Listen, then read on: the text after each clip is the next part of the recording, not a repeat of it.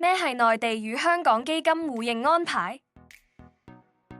為咗深化內地同香港嘅金融合作，中國證監會同香港證監會喺2015年簽署咗內地與香港基金互認安排嘅監管合作備忘錄。根據呢個安排，符合條件嘅內地與香港基金可以透過簡易程序獲得對方市場嘅認可，並向公眾投資者銷售。咁我哋可以點樣處理香港互認基金單位嘅印花稅？根據香港印花稅條例第117章第2條，單位信託計劃下嘅單位被定義為證券。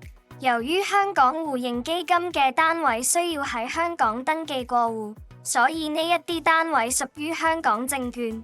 即使轉讓嘅行為係內地進行，相關嘅轉讓文書仍然需要喺香港課繳印花稅。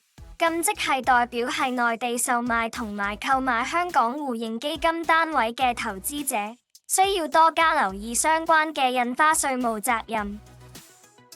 然而，內地互認基金單位視印花稅處理同香港嘅互認基金唔同。內地互認基金嘅單位唔屬於香港嘅證券，所以喺香港售賣同購買呢啲單位無需要繳納香港嘅印花稅。呢個條例為投資者提供咗更多嘅稅務便利，並降低投資嘅成本。